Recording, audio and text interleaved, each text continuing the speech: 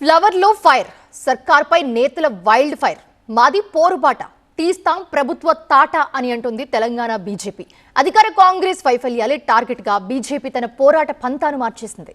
నిన్నటిదాకా ఒక లెక్క, ఇప్పటి నుంచి మరో లెక్క అంటుంది కాషాయ సేన. అటు మూసీ బాధితుల పక్షాన, ఇటు భూదాన్ భూముల బాధితుల తరపున గళమెత్తుతూ క్షేత్రస్థాయిలో రచ్చ చేస్తోంది. మున్సిపల్ ఎన్నికల తర్వాత బీజేపీ గేర్ మార్చి పొలిటికల్ గ్రౌండ్ మే సవాల్ అంటోంది.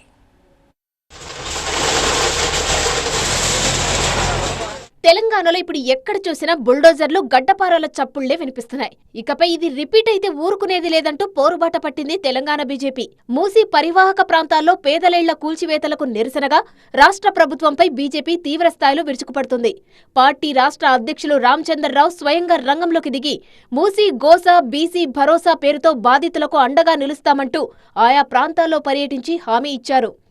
పేదోళ్ల ఇళ్లు కూలగొట్టడం, పేదల బతుకుల్లో ఈరోజు మీరు విషం పోస్తూ ఉన్నారు. పేదల బతుకుల్లో మీరు ఈరోజు అగ్నిని చూస్తూ ఉన్నారు. ఇదే అగ్ని రేపు జ్వాల అయిపోయి మీ ప్రభుత్వాన్ని కూలగొడుతుందన్న విషయాన్ని కూడా తెలుసుకోవాలి మిత్రులారా. ఈరోజు కేవలం హైదరాబాద్కే పరిమితం కాకుండా రాష్ట్ర వ్యాప్తంగా ఎక్కడ సమస్య ఉంటే అక్కడ కాషాయ జెండా కనిపిస్తోంది. కుమ్మెర, కామారెడ్డి, బాన్సువాడ ఇలా ఏ ప్రాంతంలో సమస్య ఉన్నా బీజేపీ నేతలు క్షణాల్లో వాలిపోతున్నారు. మొన్న ఖమ్మంలో ఇల్లు కూల్చిన ప్రాంతాలను ఈటల, రామచంద్రరావు సహా కీలక నేతలు సందర్శిస్తే పాత బస్తీలో కేంద్ర మంత్రి బండి సంజయ్ ఆలయాల సందర్శన, ఆ తర్వాత కామారెడ్డి పర్యటనతో ఫీల్డ్ను చుట్టేస్తున్నారు. అటు అసెంబ్లీలో ఇచ్చిన మాటకు కట్టుబడి ఎమ్మెల్యే వెంకటరమణారెడ్డి నిరసన దీక్ష ఇందిరా పార్క్ దగ్గర చేపడితే పార్టీ అంతా మద్దతుగా నిలిచింది.